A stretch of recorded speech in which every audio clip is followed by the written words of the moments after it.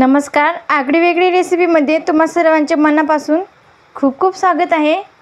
आज आपण बघतो बाहेर ज्या प्रमाणात आपल्याला भेळ मिळते तशीच ओली चमचमीत भेळ आपण घरी बनवणार आहोत। पण तुम्ही रेसिपी पूर्ण बघा, अर्धवट बघू नका, म्हणजे तुमची भेळ परफेक्ट प्रमाणात बनेल आणि स्वादिष्टही लागेल आणि असं वाटणार सुद्धा नाही ही घरी बनवली।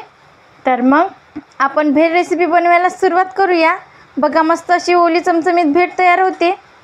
पण तुम्ही जर चॅनलवर नवीन असाल तर सबस्क्राइब करायला विसरू नका आणि त्याचबरोबर बेल आयकॉनवर सुद्धा हिट करून ऑल सिलेक्ट करा।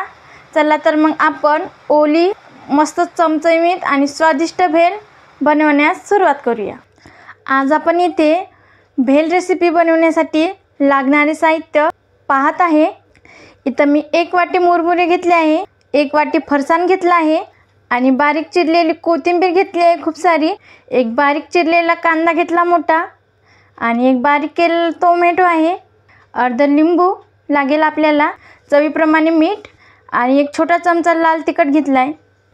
आता सर्वप्रथम काय करायचं, इथं मी एक बाउल घेतला आहे, यामध्ये आपल्याला मुरमुरे घालून घ्यायचे आहे आणि त्याचबरोबर इथं मी लाल तिखट घालून घेते। तुमच्या आवडीप्रमाणे तुम्हाला कितपत तिखट हवं आहे आणि चवीप्रमाणे मीठ घालून घेते आणि हे व्यवस्थित मिक्स करून घ्यायचं। तुम्ही बाहेर भेळ खाल्ली असेल तर ते लोक असं व्यवस्थित मिक्स करून घेतात। आता यामध्ये आपण 1 वाटी फरसाण घालतोय आणि मस्त असं मिक्स करून घ्यायचं।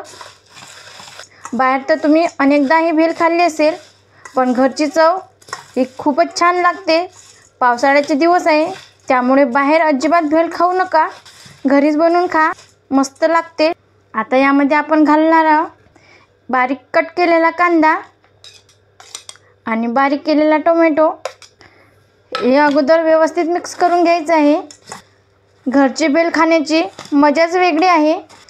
मस्त व्यवस्थित मिक्स करून घ्यायचं हे आणि आता यावर लगेचच घालून घ्यायची आहे कोथिंबीर।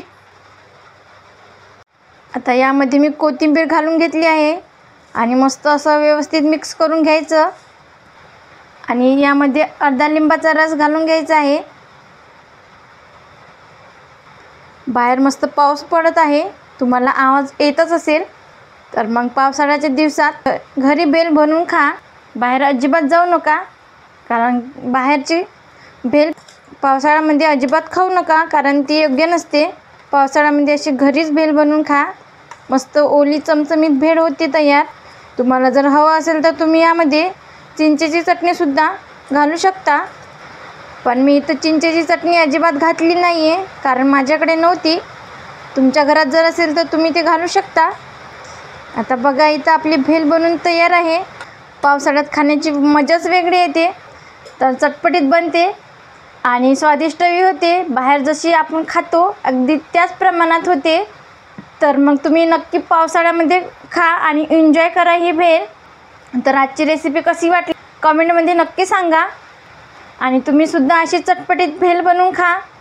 तुम्ही जर चॅनलवर नवीन असाल तर आगळी वेगळी रेसिपी चॅनलला सबस्क्राइब करायला विसरू नका आणि त्याचबरोबर बेल आयकॉनवर सुद्धा हिट करून ऑल सिलेक्ट करा, ज्याने का होईल मी छान छान रेसिपी अपलोड करेल त्याचे नोटिफिकेशन तुम्हाला येऊन जाईल। आज वेळात वेळ काढून तुम्ही ही रेसिपी बघितल्याबद्दल तुम्हा सर्वांचे मनापासून खूप खूप धन्यवाद।